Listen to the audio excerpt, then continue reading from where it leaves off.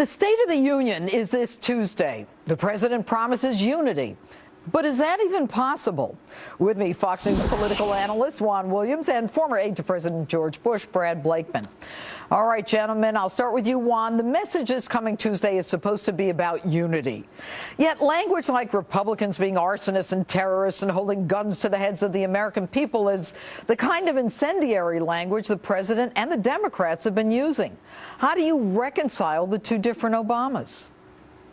I don't think that he's talking about all Republicans. I think he's talking about this caucus, especially in the House, that really did force the country to the brink. I mean, several times in terms of the debt ceiling and budget issues. But they are Republicans, Juan, right? They're Republicans. I don't think they represent all Republicans, but I'll leave that to you to make the judgment. But I think there's some Republicans who have said my way or the highway, Judge. All right, so you don't see any contradiction in the president. You saw some of the clips earlier. I'm not going to negotiate. I'm not going to negotiate. And then now it's no problem with that, Juan.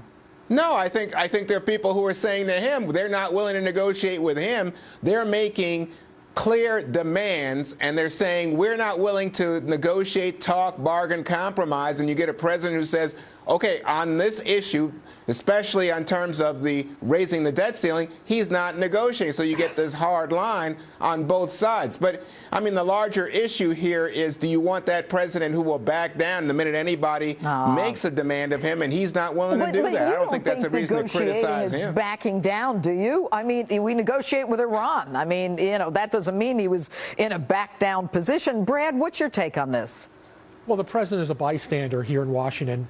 Look, the debt ceiling was agreed to by the House and the Senate when Republicans and Democrats came together. If you remember back in the end of 2013, who was it that came together?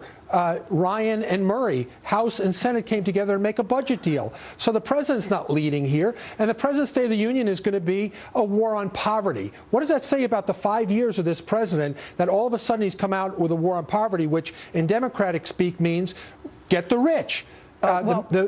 This is going to be the mantra of the State of the Union. Well, but they also say it's going to be about unity and all that. I mean, I saw some of the things that were sent out. But I'm going to go back to you, Juan. Governor Cuomo from New York this week said that people who are right to life, pro-assault weapons, and anti-gay have no place in the state of New York.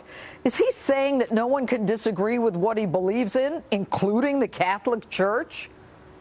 I hope not, because to me it strikes me as intolerant. Look, I happen to agree with Governor Cuomo on most of those issues, but I think the idea that you would shut the door and say people who have a different point of view are not allowed into our community really is intolerant, Judge. And I speak as someone who feels like, it's a deep hurt and surprise to me how much people on the left can say, oh, we are the paragons of inclusion and tolerance and all the rest, and then say something like what Governor Cuomo said about people on the right. Now, I think he's talking about people on the far right. I want to be fair to him. No, but I think he it comes said across pro-life, pro-assault weapons, and anti-gay. I mean, that does. If you're pro-life, you could be half the people in the Catholic Church are pro-life. Is he going to say the cardinal doesn't belong in New York?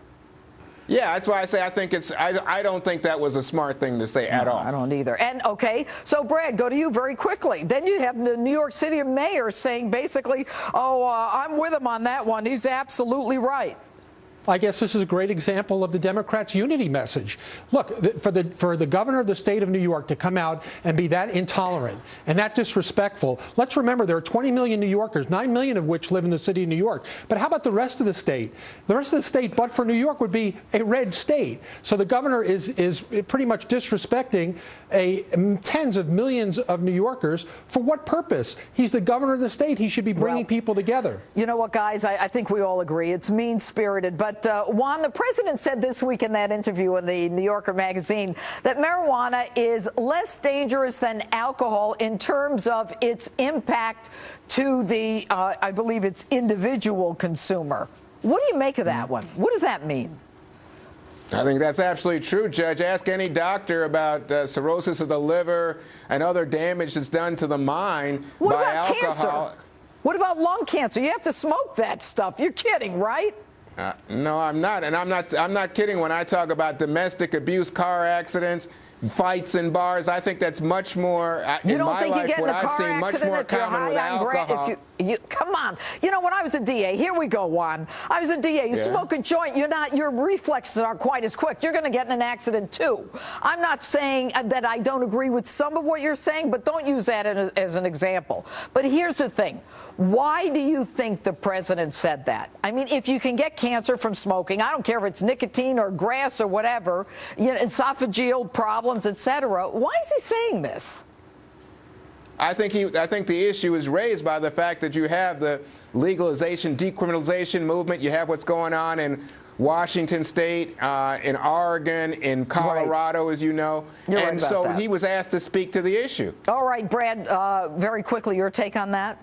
Look, the president has abdicated his authority as a leader when he lets states trump federal law. As you know, Judge, the president should be upholding federal law. But we've seen him pick and choose what laws on immigration, on health care, on the environment, and telling agencies don't enforce these laws. Instead of the president coming out and doing something about it, using the power of the presidency, he's abdicated to the states. Well, there's no question. And when he did that, I think it's really not a result of the states passing laws so much, Juan, as it is the president having an agenda. But anyway, Juan and Brad, thanks so much for being with us this evening. Thank you. All right. Glad to be with you, Judge.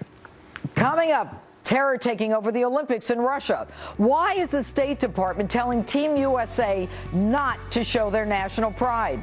That's next.